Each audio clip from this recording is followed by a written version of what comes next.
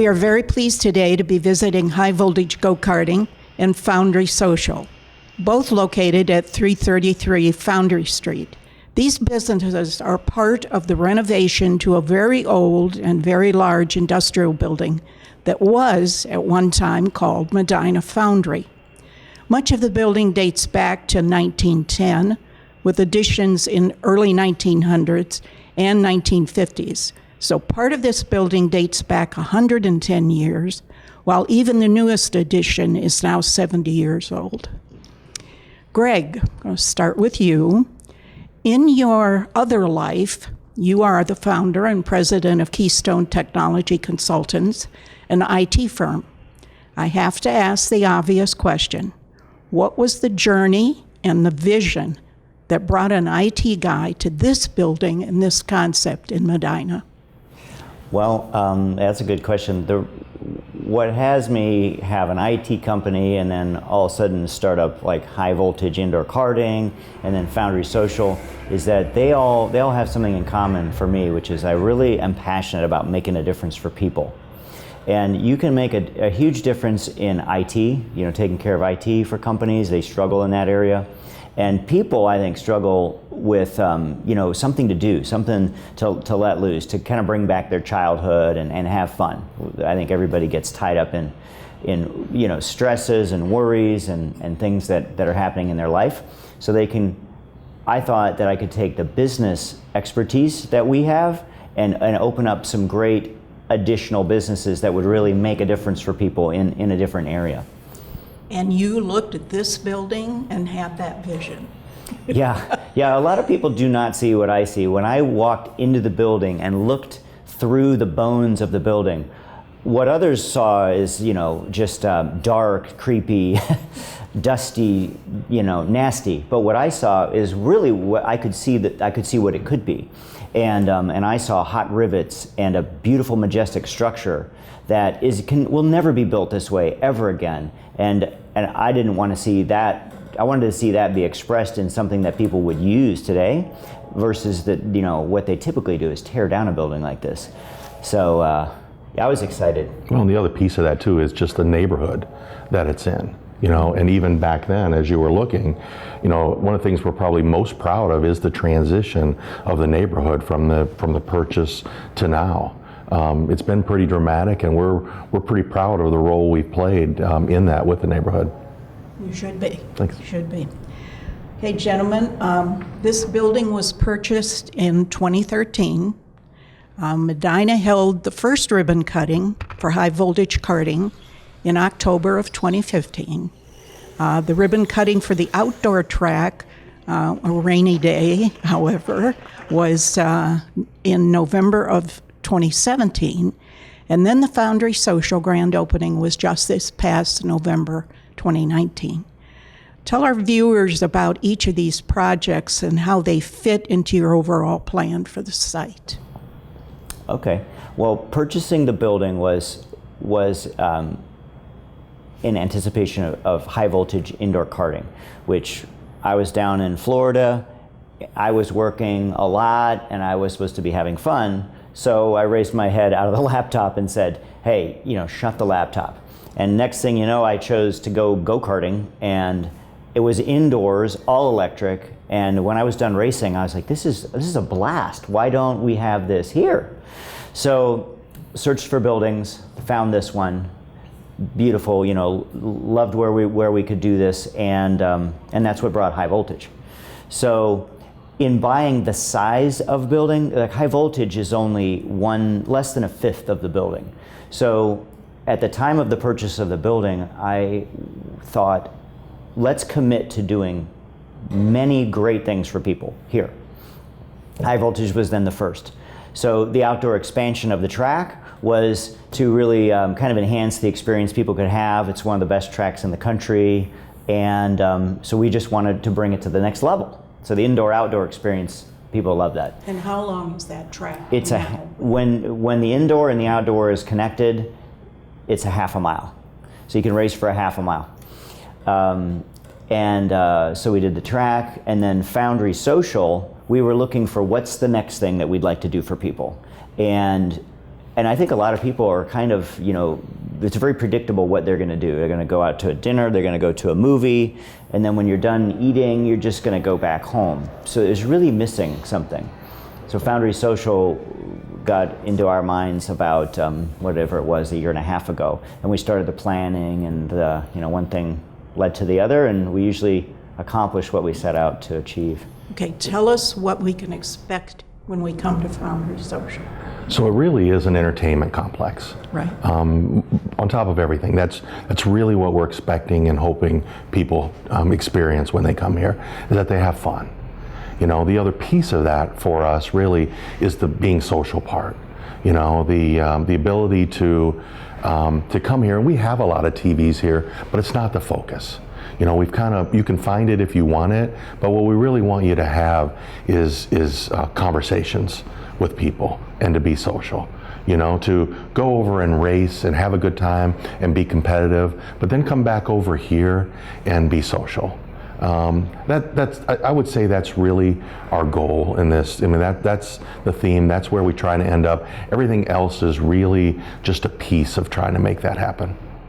Okay, I've noticed as I walk through that in each area there's seating, so you can sit down, there's lots of seating, so family. The food service, does it go through the entire complex? Yes, it does. Okay, so the servers come and take your order? Yes, that's right. Yes. Okay. And the room that we're in can be divided into a private? Sure. For parties? Yeah. Or so there's a number businesses? of areas throughout the building, the complex here, that can be set aside for groups to get together.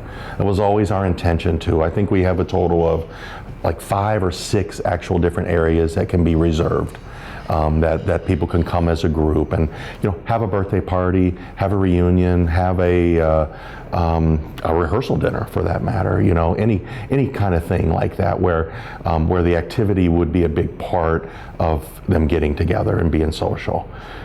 In each of those areas, we would provide servers and bartenders and things like that. The goal of this is that while you may have an area that everybody can come back to, we really want you to get up and be active. We want you to get up and go experience the duck pin bowling, go experience the 25, 30-year-old arcade games, the ones that we grew up with and remember and have fond memories of. Go to the video wall and experience Atari and Nintendo games, that you grew up with, skee ball. I mean, all those kinds of things. And we even have areas where if you wanted to bring your own Xbox and bring your own group in and have a little mini tournament, that you're able to do that. We saw that. Yeah. We saw that. So you have, but the whole thing is connected. So you can do go-karting, you can come back over here and do the activities on the social side. You also have a conference room. So I assume you're looking at doing some events with businesses. What would you like to see happen there? So a big part of that, of the renovation and expansion here, was we had an event room with high voltage that could hold 30, and it just wasn't large enough. The companies love to do team buildings, they love to do product kickoffs and board meetings and all kinds of things and expose their teams to fun, and camaraderie and things like that. And so that's really what we're after here. Those rooms are available all day long. A company could actually come here in the day, have a meeting, have a planning session, do some team building, go race each other, and then and basically have the place to themselves during the day. Okay, and what's the menu for the food service here? Well, we've had pretty good reviews on the food so far, and it is, I would probably best describe it as like an upscale tavern kind of menu. A lot of sandwiches on that side, but probably the focus, as we put it together, was to, again, feed into the being social part. A lot of appetizers, a lot of large appetizers that, we think are shareable. Our expectations are that people would, buy, our guests would buy an appetizer and be able to sit down and share it. There's even some of the desserts that are so large, there's no way you're going to eat them yourself, and we serve them with multiple spoons because you're going to want your neighbor to try it with you. So. Okay, now the room that we're in, the walls open up. So Right. what's your vision for this area? Yeah. Again, it's all part of the whole fun thing, right? And so when we look at this and we want in the summertime the garage doors to be open, and we want it to feel like you're outside. And we think we've achieved that. But we're also like, fire pits are another big thing that bring people together, and there's just a good feeling about sitting around a fireplace and talking and that.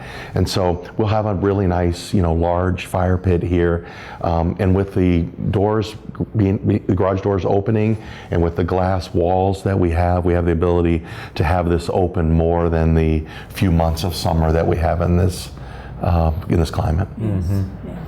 Right. Yeah.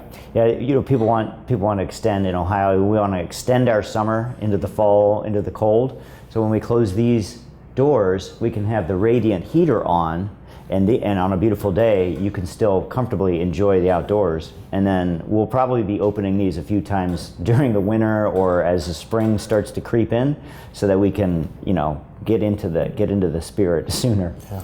And I can see another building, something that you're working on. Do you want to talk about that? Yeah, that's the outdoor pavilion. It's actually I think it's the oldest part of the building. 1860 is the oldest part.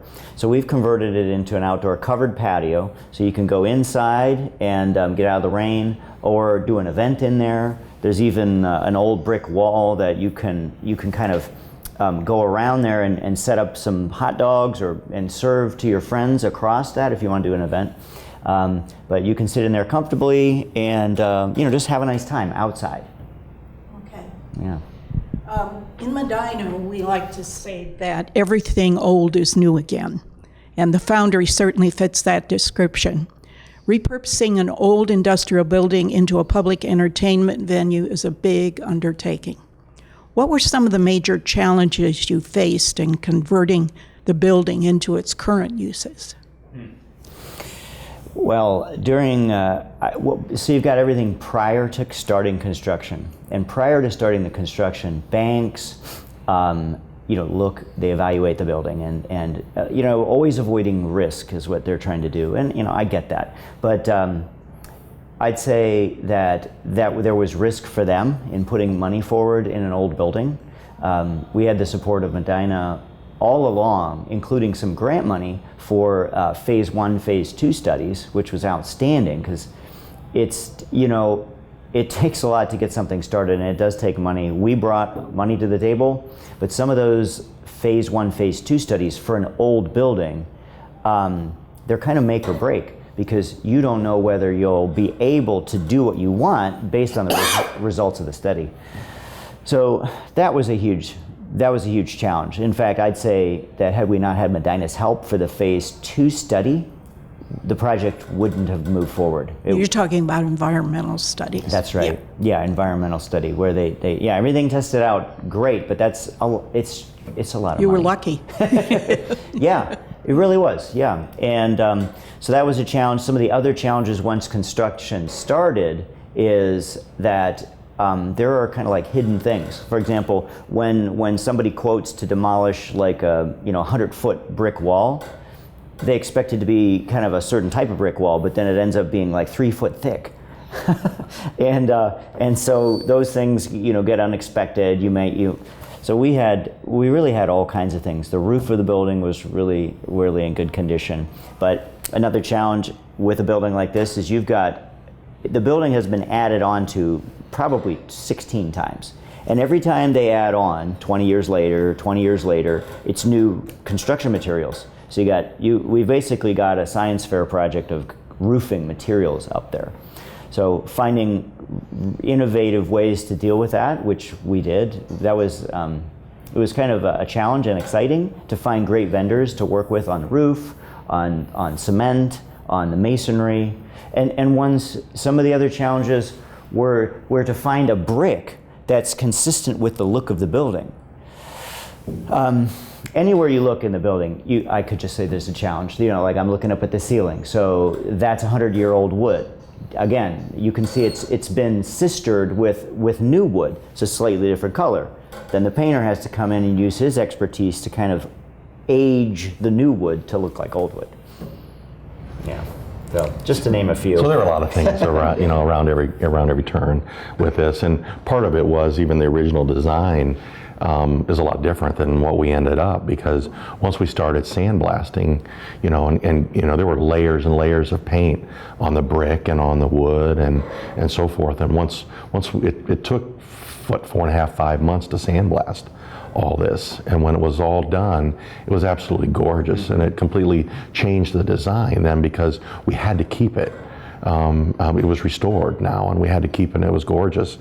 There were just, you know, when you have something this old, but you have to bring it to current code and all those kinds of things, there's always challenges and everything with that. And certainly we were way over budget at the end of this as a result of things just like that. But the city was actually fantastic through all this. The building department and such. He was a helper. It wasn't just, you know, that he had to come through and do his job and everything like that. He was part of our team to really make what we had and what we needed to do work. We couldn't have done it without him, really. Yeah, and then the fire marshal, and then the sewer department, and the zoning.